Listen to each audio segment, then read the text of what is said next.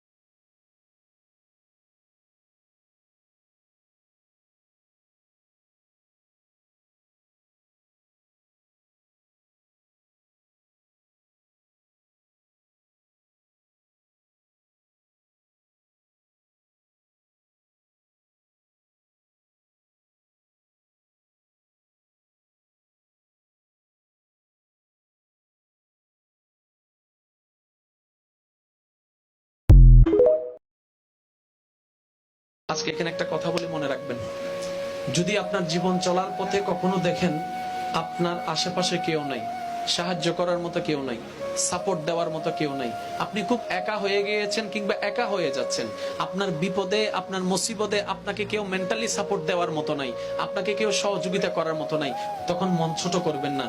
তখন বুঝে নেবেন আপনার আল্লাহ আপনাকে বুঝাই দিতে চাচ্ছেন এই দুনিয়া কত বড় স্বার্থপর। আপনার আল্লাহ আপনাকে নিজের দিকে ডাকতে চাচ্ছেন, যেন আপনি রহমানের দিকে চলে যান, রহিমের দিকে চলে যান, রবের দরবারে চলে যান। আপনার মন যেন এটা বুঝতে পারে, যাদের জন্য করি আসলে কেউ আপন নয়, আমার আসল আপন আমার আল্লাহ। এটা যেন আমরা বুঝতে পারি প্র্যাকটিক্যালি ভাবে। সেজন্য এরকম সিচুয়েশন হয়েছে। এরকম সিচুয়েশনে কখনো মন ছোট করবেন না। যখন দেখবেন দুনিয়া আপনাকে ছেড়ে দিয়েছে, আপনি যদি ধৈর্যের সাথে থাকেন, এতটুক ডেফিনেটলি মনে রাখবেন আপনার রবের রহমত আপনার। যখনই দেখবেন জীবনে বিপদ বেড়ে গিয়েছে, বুঝে নেবেন আপনার সুখের দিন অতি সন্নিকটে চলে এসেছে।